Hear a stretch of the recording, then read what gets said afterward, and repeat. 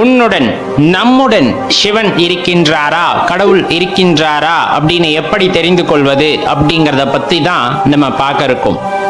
எக்காரணம் கொண்டும் இந்த கேள்வியை உங்களுள் எப்பொழுதும் எழுப்பாதீர்கள் அப்படின்ட்டு தான் நம்ம சொல்லிக்கிறோம். காரணம், நீ தூங்கினாலும் உன்னுள் இருக்கின்ற சிவம் என்றும் தூங்குவதில்லை அப்படிங்கிற அந்த உண்மையை நீங்க உணர்ந்து கொள்ளணும். சாதாரண விஷயம் அல்ல, நீங்கள் தேட வேண்டிய விஷயம் அப்படிங்கிறது தான். உங்களுள் நீங்களாகவே இறைவன் இருக்கும் பொழுது அதை மறந்துவிட்டு நான் என்ற கர்வத்தில் அலையும் போது அவர் என்றும் வெளிப்படுவது இல்லை அப்படிங்கிறது தான் உண்மை. அந்த நான் அப்படிங்கிற அந்த கர்வத்தை விட்டொழித்து உண்மையாக நான் என்பது யார் என்ற தேடுதலை ஒருத்தன் தொடங்குகின்றான். அப்படிங்கும் போது உள்ளிருக்கும் சிவம் தானாக வெளிப்படுகின்றது. இந்த உண்மையை தெரிந்து கொண்டவர்கள் வாழ்க்கையில் சிவத்தேடலில் ஈடுபடுகிறார்கள். மற்றவர்கள் இந்த வாழ்க்கை என்னும் மாயையில் சிக்கி அழிந்து போகின்றார்கள் அப்படிங்கிறதை எல்லோரும் உணர்ந்து கொள்ள வேண்டும். சாதாரணமாக சிவம் உம்மை ஆட்கொண்டு விட்டது என்று எப்படி தெரிந்து கொள்ள முடியும் தெரியுமா? உங்கள் மனதில் கருணை பெருக்கெடுத்து ஓடும். கருணை என்பது மிகப்பெரிய மழையாக உண்டாகும். யார் கஷ்டப்பட்டாலும் அதை பொறுத்துக்க மாட்டோம். பார்க்கும் போது அது அந்த கஷ்டத்தை தீர்த்து வைக்க வேண்டும் என்று நினைப்போம். ஏனென்றால் கஷ்டத்தை தீர்ப்பவன் இறைவன் அப்படிங்கிறத உணர்ந்துக்குங்க. உங்களை இறைவன் ஆட்கொண்டு விட்டார் அப்படிங்கும் போது பிறர் கஷ்டத்தை பார்த்து கொண்டு பொறுத்து கொண்டு இல்லாமல் அவரின் கஷ்டத்தை தீர்க்க வேண்டும் என்று நினைப்போம். பார்க்கின்ற எல்லா ஜீவன்களையும் இறைவனாக கருதி அந்த இறைவனுக்கு நம்மால் முடிந்த சேவையை செய்ய வேண்டும், அன்பை காட்ட வேண்டும் என்று அன்பை மழையாக பொழிவோம். நமக்குள் ஒரு உற்சாகமான தேடுதல் ஏற்படும். இறைவன் என்னுள் எங்கிருக்கின்றான் என்ற அந்த தேடலானது விடாப்பிடிவாதமாக மிகவும் பிடிவாத குணத்தோடு தேட ஆரம்பிப்போம். அந்த தேடுதல் என்பது உங்களுக்குள் தொடங்கிவிட்டால் இறைவன் உங்களை ஆட்கொண்டு விட்டார் என்பதுதான் அர்த்தம். அதன் பின் நமது வாழ்க்கையை தலைகீழாக மாறும். அதைத்தான் நாம் காண வேண்டும். சாதாரணமாக நாம் கூறுகின்ற நல்லவன் கெட்டவன் என்பதோ, உண்மை பொய் என்பதோ, நன்மை தீமை என்பதோ எதுவும் இல்லை என்பது சிவனை உணர்ந்தவர்களால் மட்டுமே தெரிந்து கொள்ள முடியும்.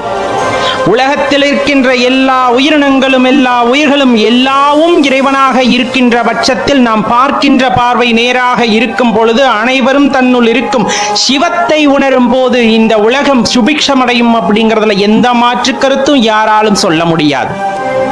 உள்ளிருக்கின்ற அந்த இறைவனை உணர்ந்து கொண்டதற்கு மேலும் வாழ்வதற்கான வழிகாட்டுதல் அவரே காட்டுவார் அப்படிங்கிறத நீங்க புரிந்து கொள்ள முடியும்.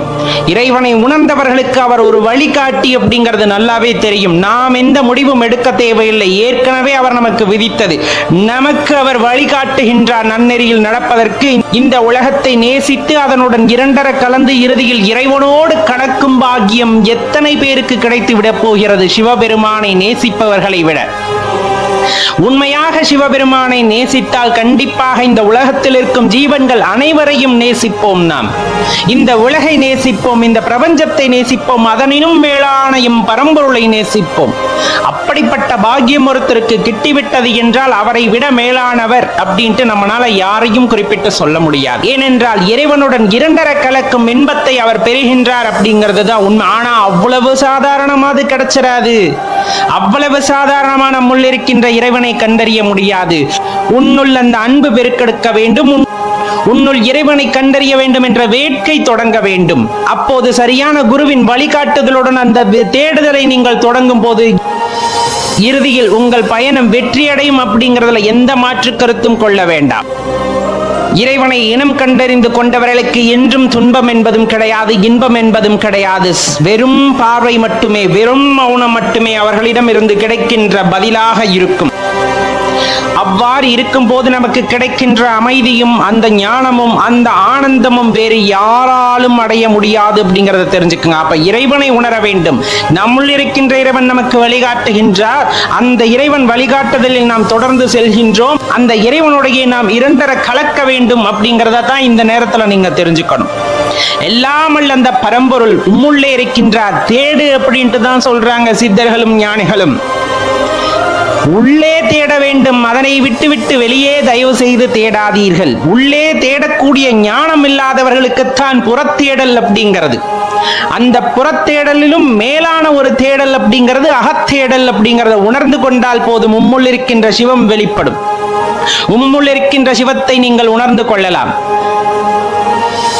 அப்ப உங்களுக்குள்ள இருக்க அந்த மாயை அகன்று விடுகிறது. அப்படிங்கும் போது உம்முள் இருக்கின்ற அந்த சிவத்தை நீங்கள் உணரும் போது அடைகின்ற எல்லையில்லா இன்பமானது ஈடு இணை இல்லாதது, ஒப்புமை இல்லாதது என்பதை நாம் உணர்ந்து கொள்ளும் தருணத்தில் கிடைக்கின்ற மகிழ்ச்சிக்கு அளவே இருக்காது நண்பர்களே. தேடுங்கள், தேடலை ஆரம்பியுங்கள் என்றுதான் கூறுகின்றோம். சிவனோட கருணை இருந்தாலோ அல்லது அருள் இருந்தாலோ தான் இந்த தொகுப்பை பார்க்க முடியும் அப்படின்னு தான் நம்ம தலைப்பு வச்சிருக்கோம். உண்மையாலுமே அது நிஜமா அப்படின்னா இது எல்லாத்தினாலையும் பார்க்க முடியும். ஆனா ஒரே ஒரு விஷயம், சிவனோட அருள் இருந்தாலோ கருணை இருந்தாலோ மட்டும்தான் நாம் சொல்வதை உணர முடியும் அப்படிங்கிறது தான் ரொம்ப முக்கியமான விஷயம். ரொம்ப பொறுமையா முழுவதுமா கேளுங்க. கண்டிப்பா சிவ மந்திரத்தோட அருமையும் சரி, சிவனோட அருமையும் சரி இந்த தொகுப்பு உங்களுக்கு உணர்த்திவிடும். பெரும்பாலும் சிவனை வழிபடுவதற்கு மொழி ஒரு தடை இல்லை, அது எல்லாத்துக்கும் நல்லா தெரிஞ்சதுதான். எந்த மொழி வாயிலா நீங்க சிவபெருமானை அழைத்தாலும் அல்லது சிவனை நீங்க உருவகப்படுத்திக்கிட்டாலும் மனக்கண்ணில் பார்த்தாலும் அவர் கண்டிப்பாக உங்களுக்கு அருள் புரிவார். அதுல எந்த மாற்று கருத்துமே இல்லை. உங்களோட வழிபாடு அப்படிங்கிறது எந்த வகையில இருந்தாலும் ஏற்றுக்கொள்பவர் தான் சிவபெருமான் அப்படிங்கிறவர். ஆகம ரீதியா பண்றாங்க, ஐதீகங்களை வைத்து பண்கிறார்கள், அது அவரவர் உரிமை. அதுல எந்த மாற்று கருத்தும் எந்த தடையும் சொல்வதற்கு நமக்கு எந்த உரிமையும் இல்லாவிட்டாலும் எனக்கு என்ன தெரிகிறதோ அதை நான் சிவபெருமானுக்கு செய்தால் கண்டிப்பாக அவர் ஏற்றுக்கொள்வார். அதுல எந்த மாற்று கருத்துமே வேண்டாம். எல்லாருமே பண்ற ஒரே ஒரு தப்பு, இறைவன் எங்கோ ஒரு இடத்தில் இருக்கின்றார், நான் பண்ற இந்த சின்ன சின்ன தப்பு தெரிய போதா அப்படின்னு நினைச்சுக்கிட்டு நம்ம ஒவ்வொரு தப்பா பண்றோம்ல, அதை விட முட்டாள்தனம் வேற எதுவுமே இந்த உலகத்துல கிடையாது அப்படின்னு தான் நான் சொல்ல முடியும். ஏன் இப்படி சொல்றோம்? பூனை கண்ணை முடிச்சுன்னா உலகமே இருந்துச்சுன்னு நினைக்குமா? அந்த கதையாத்தான் நம்ம நினைக்கிறோம்.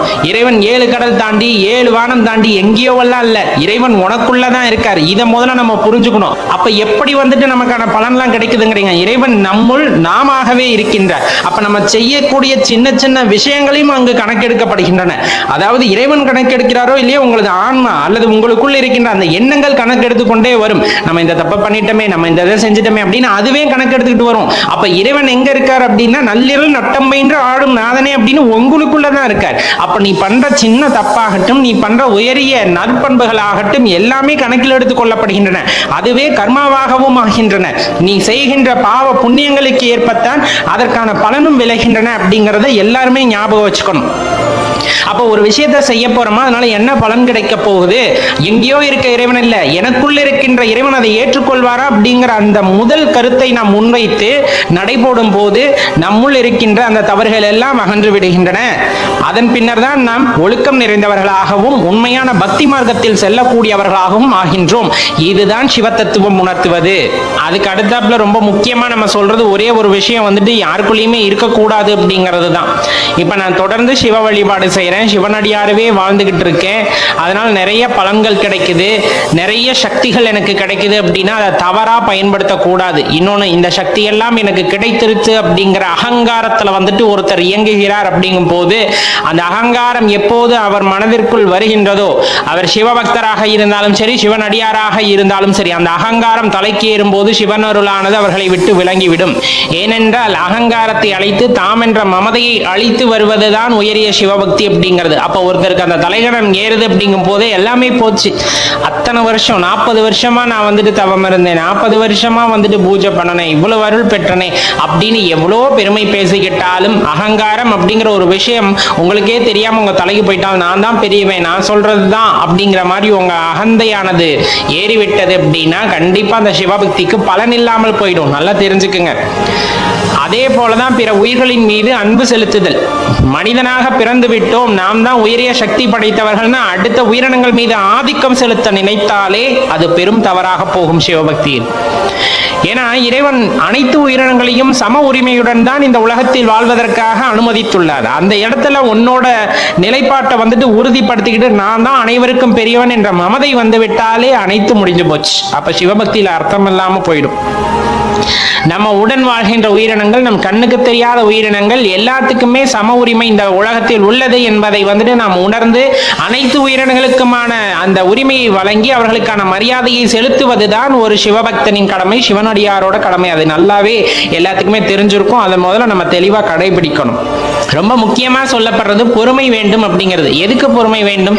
சிவபக்திக்கு பொறுமை வேண்டும், சிவனடியார்களுக்கு பொறுமை வேண்டும், சிவனை காண்பதற்கு பொறுமை வேண்டும். நிறைய கேள்விப்பட்டிருப்பீங்க. ஞானிகளாகட்டும், 18 சித்தர்களாகட்டும், நாயன்மார்களாகட்டும், ஏதோ ஒரு வாரத்திலேயோ ஒரு நாள் அவங்க செஞ்ச தவப்பயனாலேயோ மந்திரம் சொன்னதுனாலேயோ வந்துட்டு சிவனோட காட்சிகள் அவங்களுக்கு கிடைத்திருக்காது. பன்னெடும் காலமாக அவர்கள் செய்த தொடர் தியானத்தின் காரணமாகவும் அவர்கள் வைத்திருந்த அந்த பக்தியின் காரணமாகவும் ஏதோ ஒரு நிலையில் அவர்கள் பக்குவப்பட்டதன் பின்னர் தான் அதே போல அந்த உயரிய தன்மையுடைய அந்த இறை ஆற்றல் வந்துட்டு அவங்களுக்கு காட்சி கொடுத்திருப்பார் அப்படிங்கிறது தான் உண்மை. பல யுகங்கள் வாழ்ந்த சித்தர்கள் முடியுமாங்க. எப்படி? அவங்களோட கடும் பயிற்சி, எல்லா ஆசாபாசங்களையும் ஒழித்து எது உண்மை பொருள் அப்படிங்கறது தேடுறதன் மூலமாக தான் அதை கிடைக்க முடியுமே தவிர நம்ம நினைக்கிற மாதிரி இன்ஸ்டன்ட் பக்தியில வந்துட்டு இறை அருளை உடனே உணர்ந்து கொள்ள முடியாது. அதற்கு மிகவும் உயர்ந்த பொறுமையானது தேவை அப்படிங்கறத ஞாபகத்துல வச்சுக்கோங்க. ஆன்மீகத்துக்கே ரொம்ப முக்கியம் அதுதான். அதே போலதான் நம்மளோட சுய ஒழுக்கம் அப்படிங்கிறது அந்த இடத்துல ரொம்பவே முக்கியமான பண்பு வகிக்கிறது. சுய ஒழுக்கம்னா நான் சுத்தபத்தமா இருக்கேன் அப்படிங்கிறத விட என் உள் மனசு வந்துட்டு சுத்தபத்தமா இருக்கணும், அழுக்குகள் இல்லாமல் இருக்கணும், பிறர் மீது கோபமோ வஞ்சகமோ பொறாமையோ எதுவும் இல்லாமல் இருக்கணும். என்னை விட வயதில் உயர்ந்தவர்களுக்கு மதிப்பு மரியாதையும் நாம் கொடுக்க வேண்டும். தாய் தந்தையே உலகம் என்று எண்ணி அவர்களுக்கான முதல் மரியாதையை செய்ய வேண்டும். குரு என்று கிடைத்து விட்டவர்களுக்கு குருவே தெய்வமாகவே ஆகின்றார். அப்பொழுது குருவிற்கான மரியாதையும் அவர் வாக்கிற்கான மரியாதையும் நாம் செலுத்தாவிடில் அதற்கான பலனை நாம் அறுவடை செய்ய நேரிடும். அப்ப சுய ஒழுக்கம் எதுல ரொம்ப முக்கியம்? பக்தி மார்க்கத்துல ரொம்பவே முக்கியமான விஷயம். அதான் பலர் சொல்ல நீங்க கேட்டிருப்பீங்க, சிவாய நம என்பவருக்கு அபாயம் ஒரு நாளும் இல்லை அப்படிம்பாங்க. அந்த மந்திரம் அவ்வளவு உயரிய மந்திரம். அதே போலதான் பாத்தீங்கன்னா திருமூலர் சிவனுக்கான அந்த மூல மந்திரத்தை எடுத்து சொல்றார். என்னன்னு சொல்றார்? சிவசிவ என்கிற தீவினையார், சிவசிவ என்றிட தீவினை மாலும், சிவசிவ என்றிட தேவரும் ஆவர், சிவசிவ என சிவகதிதானே அப்படிங்கிற அந்த மூல மந்திரத்தை நமக்கு சொல்றாங்க. இதன் மூலமா நம்ம என்ன தெரிஞ்சுக்கணும் அப்படின்னா, இந்த மூல மந்திரத்தை தினமும் ஒரு 108 தடவை உங்களால சொல்ல முடியுது, இல்ல என்னால தினமும் எல்லாம் சொல்ல முடியாது அப்படிங்கிறவங்க என்ன பண்ணலாம் அப்படின்னா, சிவனுக்கு உகந்தது திங்கட்கிழமை பிரதோஷம், மாத சிவராத்திரி அல்லது வருட சிவராத்திரி, இந்த மாதிரி அவருக்கே உரித்தான சிறப்பான நாள்கள் இருக்கும். இல்ல திருவாதிரை நட்சத்திரம் வர்றது, இந்த மாதிரி நாட்கள்ல இதை நீங்க பாராயணம் பண்ணலாம். 108 முறை சொல்லலாம். இல்ல 1008 முறை சொல்றவங்க சொல்லலாம், 10,008 முறை சொல்றவங்க சொல்லலாம், 1,08 முறை சொல்றவங்க சொல்லலாம். இந்த மந்திரம் சில பேத்துக்கு சித்தியாகும். சித்தியாகிறதுக்கு இத்தனை நாள்ல சித்தியாகும்ல கண்டிப்பா யாருக்கும் சொல்ல முடியாது. மன தூய்மை, அவர்கள் எந்த அளவுக்கு உண்மையாக இந்த மந்திரத்தை சொல்கிறார்கள் என்பதை பொறுத்துதான் அவர்களுக்கு இந்த மந்திரமானது சித்தியாகும். திருமூலரை மனதில் நினைத்து கொண்டு அவரிடம் அனுமதி பெற்ற பின்னர் இந்த மந்திரத்தை சொல்றது இன்னுமே உத்தமமான விஷயம். கண்டிப்பா சித்தியாகும். அப்படி ஆச்சு அப்படிங்கும் போது கண்டிப்பா நீங்க சிவனோட அருளை பெற முடியும். ஆக மொத்தம் சிவனோட அருள் இருந்தாலோ சிவனோட கருணை இருந்தாலோ தான் இந்த பதிவு உங்களால கேட்டு இருக்க முடியும். ஏன்னா உயரிய வாழ்க்கை வாழ்வதுதான் ஒரு அர்த்தமாக இருக்கும். உயரிய வாழ்க்கைனா என்ன?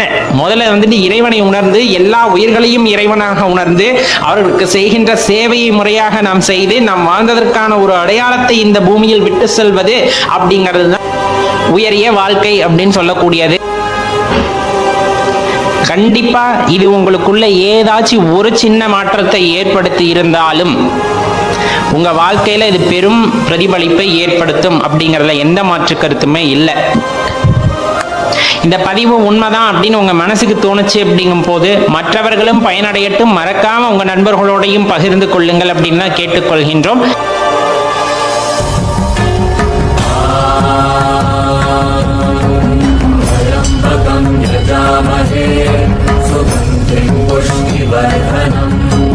पूर्वारुकमिव बन्धनान् मृत्योर्मुक्षीयमामृता